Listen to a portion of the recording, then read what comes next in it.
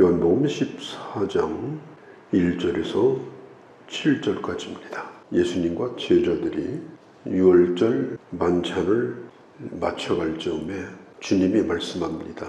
내가 떠나갈 시간이 되었다. 내가 너희들과 함께 할 수 없을 것이다.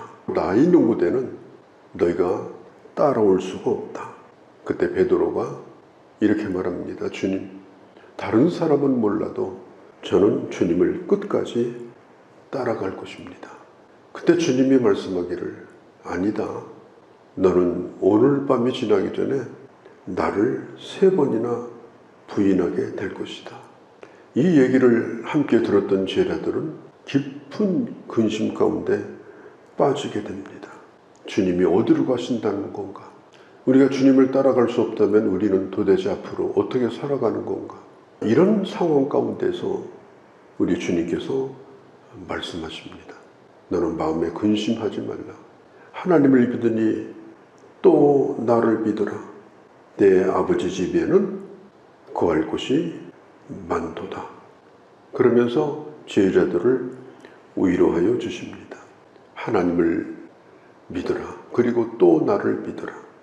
예수께서 이 말씀을 이렇게 하시는데 이 제자들은 도대체 이해할 수가 없었습니다.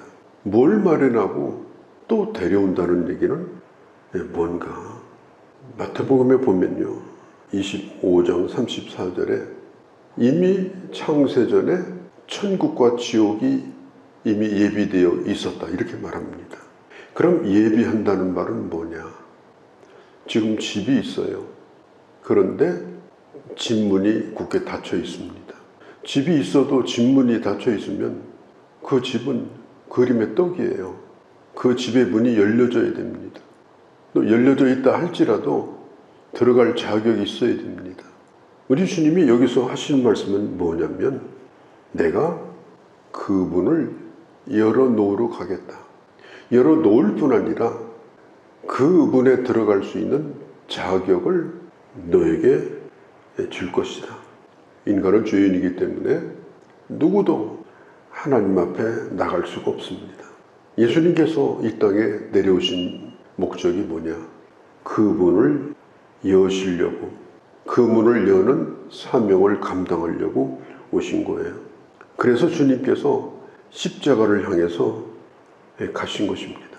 수많은 수치를 당하고 채찍을 맞고 침뱉음을 당하고 조롱을 받고 그리고 부끄러운 십자가를 지시고 또 십자가에 달리시고 장사 지내시고 이런 모든 일들을 감당하기 위해서 주님이 지금 가시고자 하는 건데 주님은 그 길을 잘 알고 있습니다. 제자들은 몰라요. 제자들은 주님이 죽는다는 말도 받아들일 수가 없습니다. 어디로 가시는지도 궁금하게 그지가 없습니다. 그래서 도마가 물어보는 거예요. 주님, 도대체 주님이 어디로 가시는 겁니까? 우리가 주님 가시는 곳에 어떻게 우리가 갈 수가 있겠습니까? 그 질문에 대한 해답이 내가 길이요 진리요 생명이다.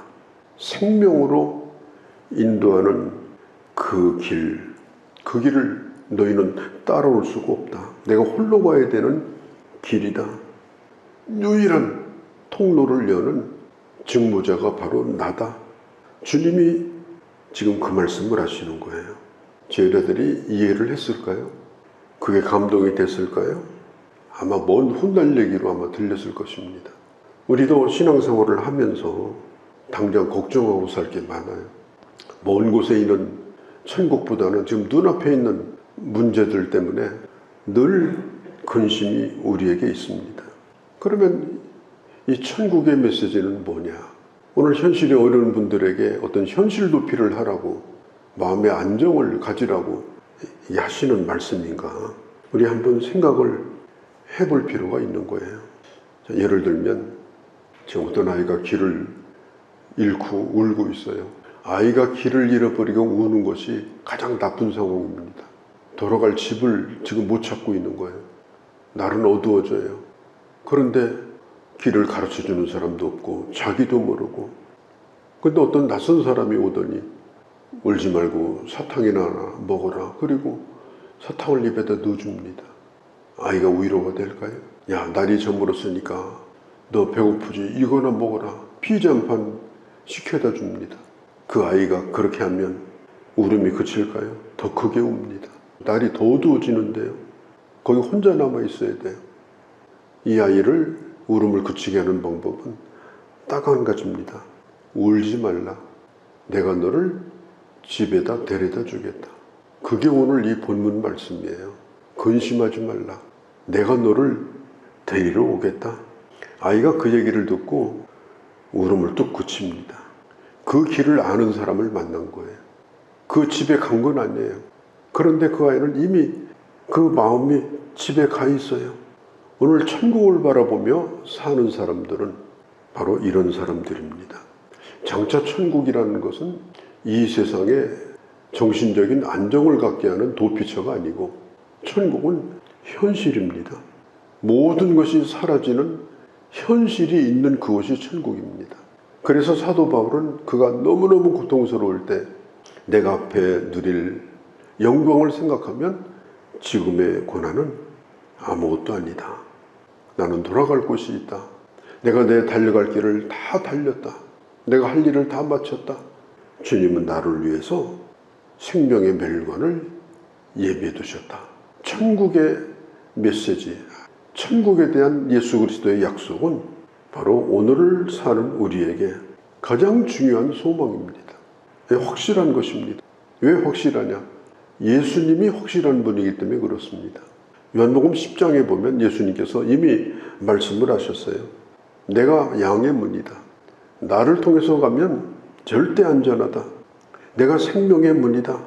유일한 문이다.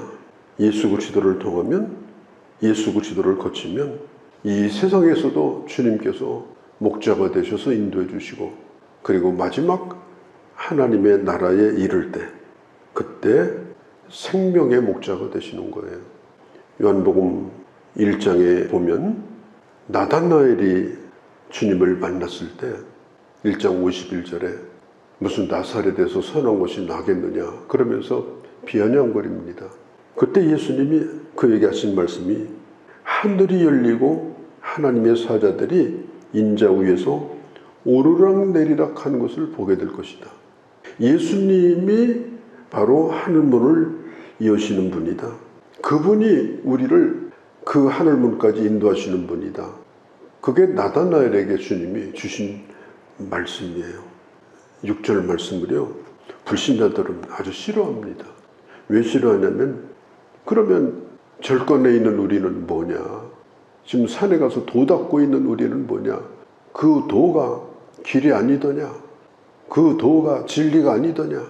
그렇게 물어요. 그리고 기독교에 대해서 아주 배타적이라고 그렇게 비난을 합니다. 타종교뿐 아니에요. 오늘 이 시대가 마찬가지입니다. 오늘 이 시대는 포스트 모던 시대예요. 이 시대를 뜻하는 말입니다. 가장 큰 특징이 뭐냐? 유일한 것을 인정하지 않아요. 모든 것은 다 다양하다는 겁니다. 절대적인 것을 인정하지 않습니다. 그래서 영웅도 없습니다. 목숨을 걸 가치도 없습니다. 그래서 유일한 종교도 없습니다. 어떤 모델도 없습니다. 이 길이 아니면 저 길이고 저 길이 아니면 또 다른 길이고, 그게 포스트 모던 시대의 가장 큰 특징이에요. 그래서 이 시대를 맞으면서 가장 큰 도전을 받는 것이 뭐냐? 기독교입니다. 그래서 우리가 이 시대에 어떻게 복음을 전하겠는가?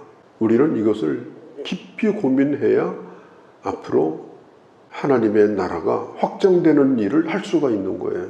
그러면 요한복음 14장 6절에 내가 곧 길이요 진리요, 주님은 생명이 되는 길입니다.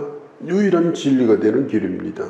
그러면 이 말씀을 앞에 두고 다른 이름을 통해서 구원받을 다른 이름이 있는가? 그게 가능하다면 예수님 말씀은 틀린 거고, 꼭 예수 믿을 필요는 없는 겁니다. 일반인들 가운데 무신론자들이 있습니다. 신이 없다고 말은 하지 않지만 꼭 신이 있는 것도 아니다. 그걸 우리가 불가지론이라고 그래요. 모른다. 너는 확신하고 말하지만 알 수 없는 일이다. 그런데도 불구하고 오직 예수 그리스도만이 구원자라고 말할 때 독선적이라고 말하는 거예요. 그래서 기독교는 배타적일 수밖에 없습니다. 그래서 복음은 배타적인 복음이에요. 세상이 등을 돌리게 돼 있고 빛이 임하면 세상은 어둠을 향해서 가게 돼 있는 겁니다. 이런 시대에 우리는 예수 그리스도의 구속의 사역과 예수 그리스도의 그 이름을 믿고 구원받은 하나님의 사람들이 모여 있는 곳이 바로 교회입니다. 이 세상에 아주 훌륭한 분들이 많은데 교회 오니까 참 배울 것도 많고 인격적으로 참 예수님을 존경하고 존중하고 예수님이 좋아서 모인 곳이 교회가 아닙니다. 그를 통하지 않고서는 인생의 의미가 없다. 헛사는 것이다. 그 안에만 생명이 있고 진리가 있다. 그들이 모여 있는 곳이 바로 교회인 거예요. 여러 갈래 길 가운데 한 길을 선택한 것이 아닙니다. 생명의 공동체입니다. 유일한 진리의 공동체입니다. 그런데 유일하고 생명이니까 우리가 이 세상에 길거리 나가서 예수 천당하고 큰 소리 질러댄다고 사람들이 감동받습니까? 아주 불편해가지고 옆에 지나다니는 것도 싫어해요. 그런 소리 듣는 거 원치 않아요. 이 세상이 기독교가 진리인가를 확인하는 것은 그 사람이 전하는 말의 내용이 아닙니다. 어떤 태도를 가지고 전하는가? 그 사람이 지금 어떤 사람인가? 그 사람을 보는 거예요. 정말 믿을 만한 사람인가? 그래서 예수님이 하신 말씀이 너희는 세상의 빛이다. 하나님의 영광을 보고 그 빛을 비춰서 주님 앞에 돌아오게 해야 된다. 복음이 진리인 것은 확실하지만 복음을 전하는 자가 빛이 되지 못하면 누구도 그 전하는 메시지에 귀를 기울이지 않는다. 우리가 세상에게 잘 보이려고 하는 것이 아니라 복음이 귀하기 때문에 우리는 잘 보이고 살아야 되는 겁니다. 그래서 어떻게 하든지 하나님의 말씀이 말씀되도록 이 전하는 일에 우리는 고민을 하고 바른 자세를 가지고 말씀을 전하는 일을 해야 되는 것입니다. 틀린 말을 해도 친절하게 대하면 그 친절이 얼마나 위험한가 우리는 잘 알아요. 이단들이 다 그런 친절을 가지고 이단으로 끌고 가요. 그런데 진리를 가지고도 불친절하면 진리가 안 되는 거예요. 이단은 친절해가지고 교회 다니는 사람도 다 뽑아가지고 가는데 예수 믿는 사람은 도무지 친절하질 않아요. 진실성도 떨어져요. 그냥 피켓 들고 예수 천당 외치는 데는 그냥 혐오스러운 거예요. 그래서 이 기독교가 이 복음에 대해서 이 진지한 태도를 가지고 이 세상의 복음을 전하는 일을 할 필요가 있는 것입니다. 우리는 배타적인 복음을 믿지만 이 복음만이 모든 사람을 살리기 때문에 어떻게 복음을 전해야 되는가? 기도하면서 정말 하나님의 사람으로 이 복음을 전하는 고민을 하면서 이 사명을 우리가 감당해야 되는 것입니다. 그 뒤에 있는 말씀을 보면 빌립이 하나님을 보여달라고 말합니다. 예수님이 말씀해요. 나를 본 것은 하나님 아버지를 본 것이다. 나와 함께 이렇게 세월을 보내면서도 아직도 하나님을 보여달라고 하느냐. 7절에 너희가 나를 알았다면 내 아버지도 안 것이다. 이제부터 너희가 그 하나님을 알았고 또 나를 보았다. 예수님의 인간적인 모습을 보면서 이 제자들은 자기들이 믿는 여호와 하나님이 느껴지지 않은 것 같아요. 그래서 하나님을 보여달라고 말을 합니다. 그때 주님이 하신 말씀이 나를 본 자가 바로 하나님 아버지를 본 것이다. 예수님은 2번이나 말씀하죠. 오늘 본문 초반절에 나를 믿어라. 하나님을 믿으니 또 나를 믿어라. 11절에 나를 믿어라. 나를 믿어라. 예수 그리스도는 바로 우리가 주님 앞에 가는 생명의 유일한 길이십니다. 길이 하나밖에 없는데 다른 이론을 아무리 얘기해봐야 소용없어요. 길이 하나밖에 없는데 아무리 다른 얘기를 많이 해봐야 소용이 없어요. 그 길 얘기를 해줘야 되는 거예요. 그게 바로 복음인 겁니다. 오늘 우리에게 주님은 이 질문을 던지는 거예요. 너는 믿는가?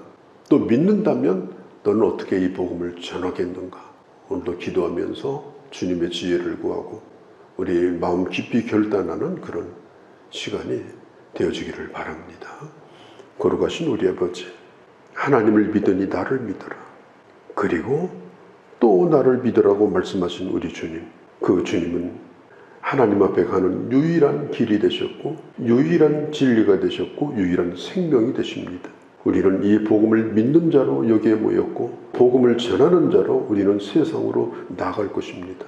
이 믿음을 굳건하게 해주시고 지혜로운 전도자로서 아버지 이 세상의 빛으로 향기로 이 복음이 복음되는 귀한 사명을 감당하며 주의 뜻을 이루어드리는 저희 모두가 되게 하여 주시옵소서. 우리 주 예수님의 이름으로 기도하옵나이다. 아멘.